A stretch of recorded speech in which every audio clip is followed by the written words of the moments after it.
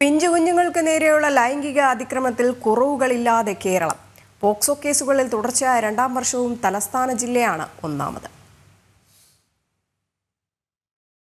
സ്ത്രീകളുടെയും കുട്ടികളുടെയും സുരക്ഷയ്ക്ക് പ്രാധാന്യം നൽകേണ്ട ഇടതുപക്ഷ സർക്കാർ ഭരിക്കുന്ന കേരളത്തിൽ പോക്സോ കേസുകളുടെ എണ്ണത്തിൽ വൻ വർധനവ്. 2024 നവംബർ വരെ സംസ്ഥാനത്ത് 4196 പോക്സോ കേസുകളാണ് രജിസ്റ്റർ ചെയ്യപ്പെട്ടത്. ഈ വർഷം ഡിസംബറോടെ ഈ സംഖ്യ 4500 കടക്കുമെന്നാണ് ക്രൈം റെക്കോർഡ്സ് ബ്യൂറോ കണക്കുകൾ സൂചിപ്പിക്കുന്നത്. 2023 4641 പോക്സോ കേസുകളാണ് സംസ്ഥാനത്ത് റിപ്പോർട്ട് ചെയ്തത്. അതിൽ ഏറ്റവും കൂടുതൽ കേസുകൾ തലസ്ഥാനമായ തിരുവനന്തപുരത്താണ്, 571.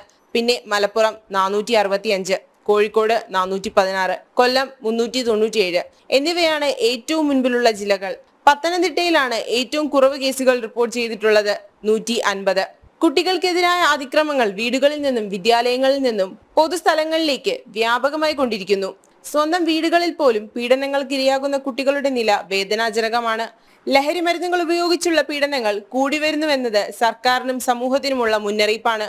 ഇത്തരം കേസുകൾക്കെതിരെ ശക്തമായ നടപടികൾ കൈക്കൊള്ളണമെന്നും കുട്ടികളുടെയും സ്ത്രീകളുടെയും സുരക്ഷ ഉറപ്പാക്കുന്നതിനുള്ള ചട്ടങ്ങൾ കർശനമായി പാലിക്കപ്പെടണമെന്നുള്ള ആവശ്യവും ഉയരുകയാണ്. ജനം, തിരുവനന്തപുരം.